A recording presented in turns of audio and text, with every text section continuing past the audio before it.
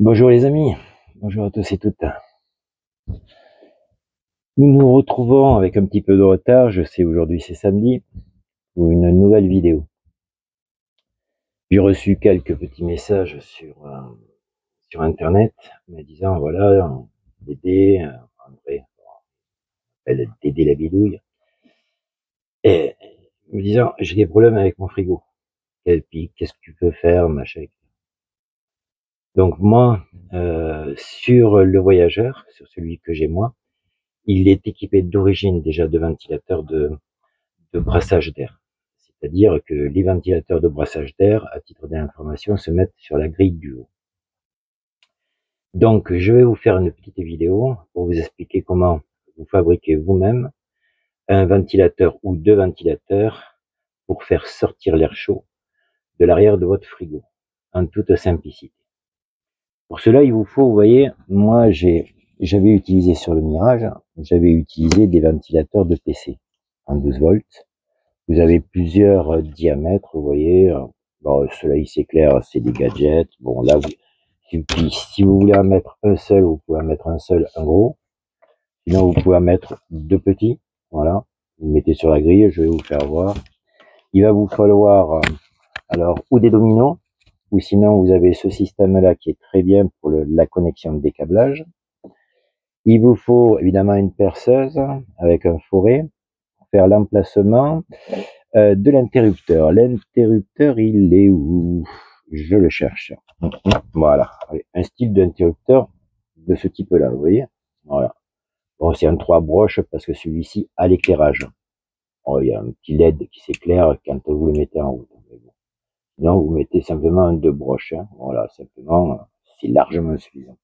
En câblage, je vous ai pris ça en modèle. Évidemment, c'est pas la bonne longueur. Vous prenez, pourquoi j'ai pris ça?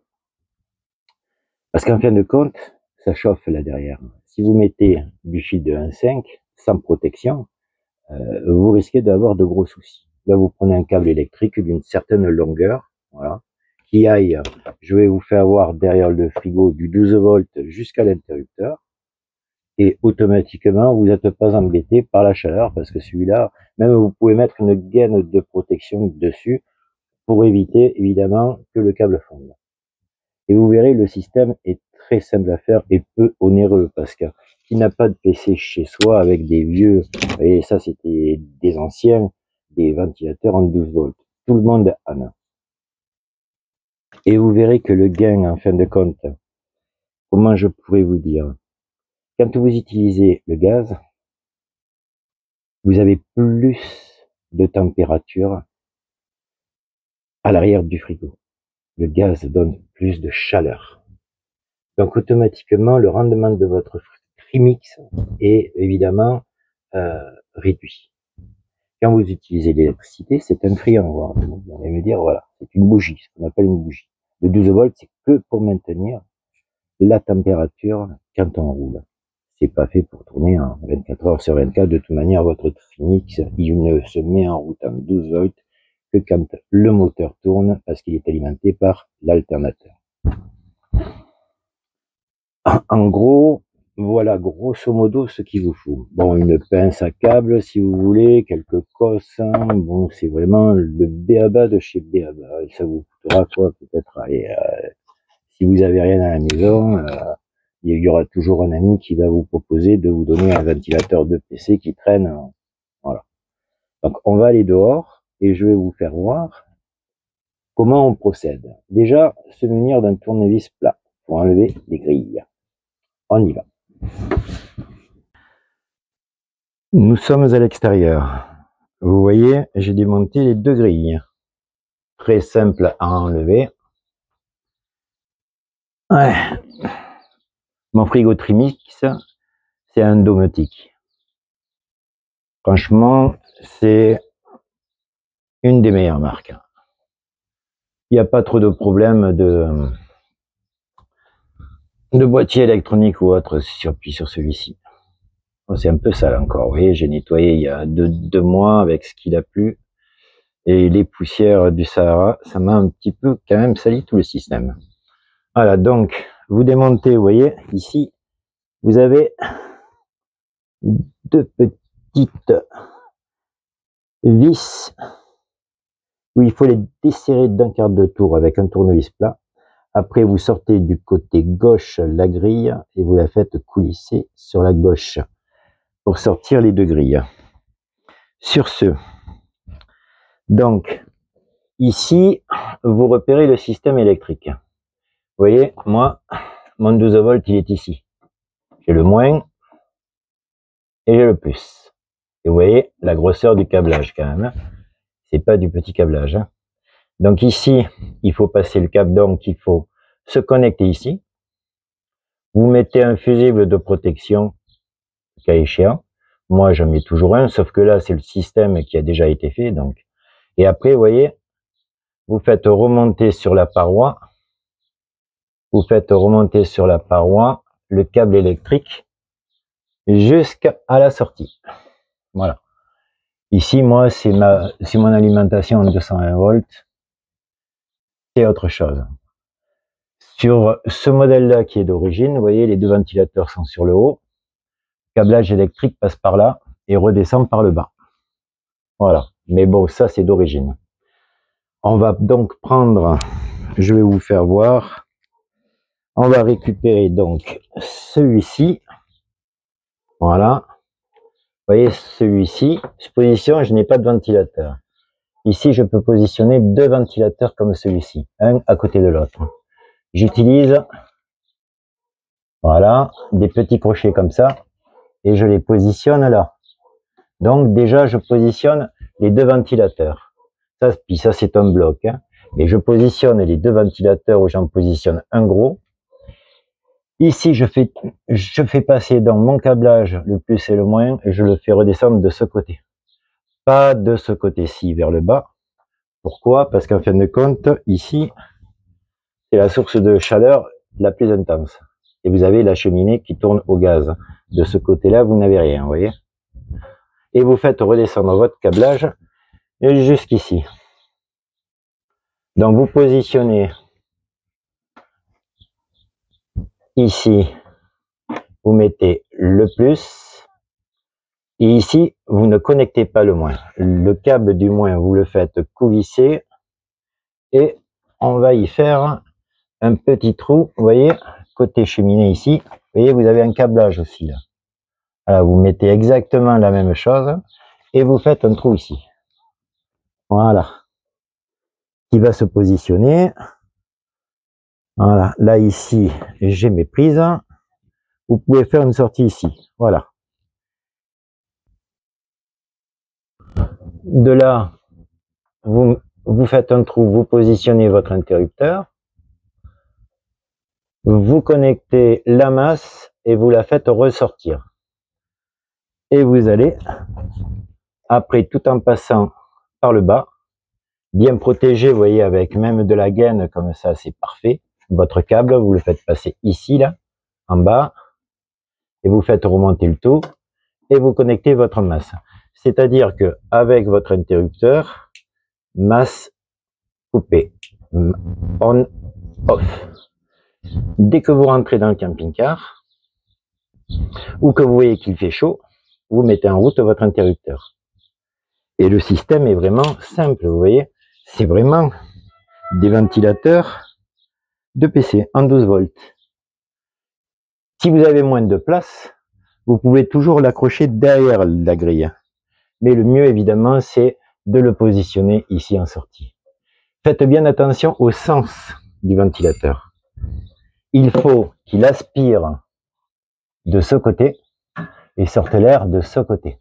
Vous faites un test et vous contrôlez bien que tout sorte de l'air soit aspiré d'ici et sorte par là.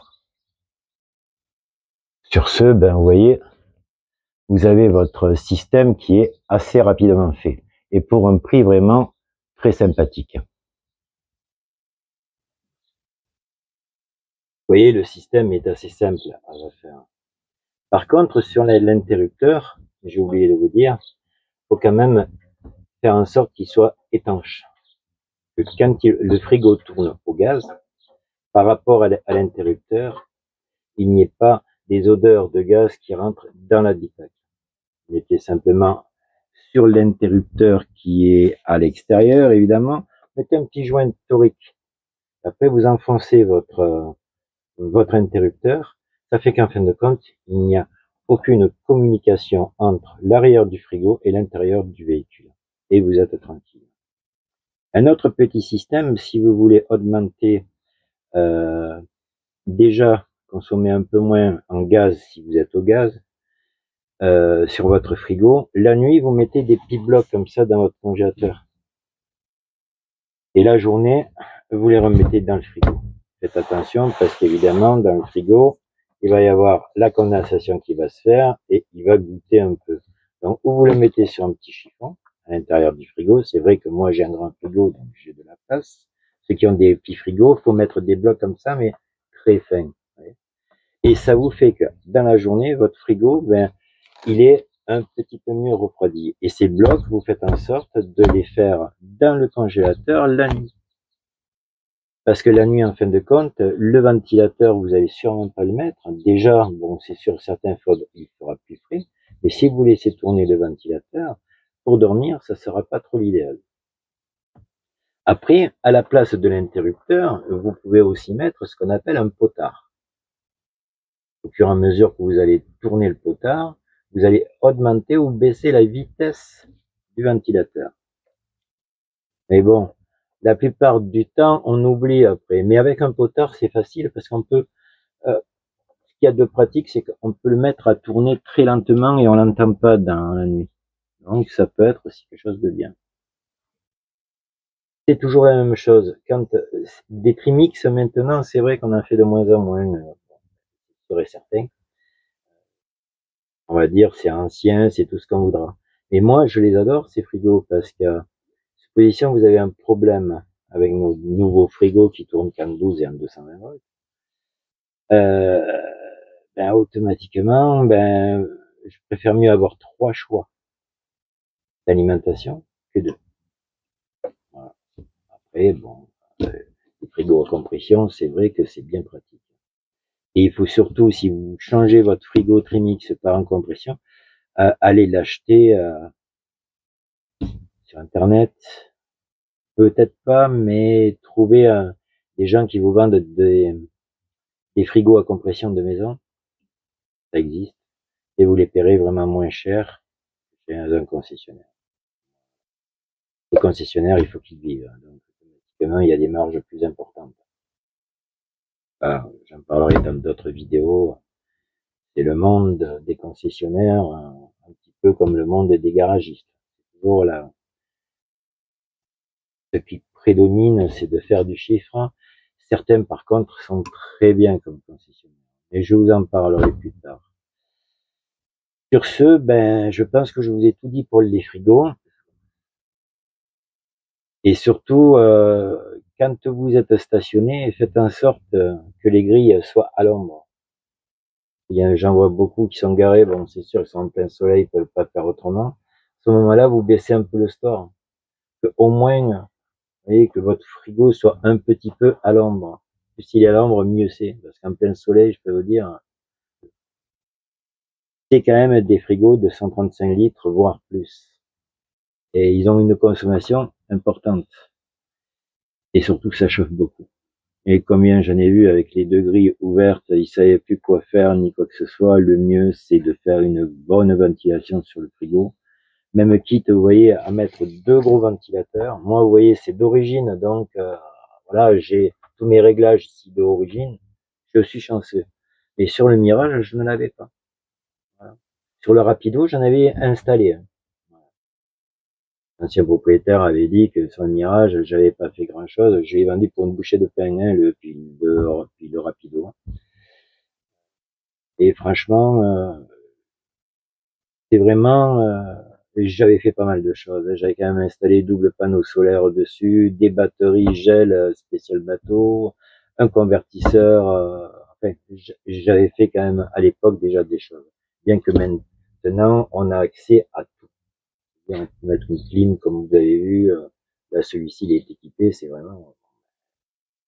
Quoi y mettre de plus? Quoi qu'il en soit, j'espère que vous passerez un bon week-end. Beaucoup sont déjà partis en vacances. Moi, ben, je partirai bientôt, j'espère. On espère un petit peu. C'est vrai que bon, la famille a envie de partir, donc nous aussi. Et puis on va essayer de se faire un petit parcours sympathique en montagne, évidemment, comme chaque été. Je vous souhaite de passer de bonnes vacances et je vous dis à très bientôt, les amis, pour une prochaine vidéo. Bye bye.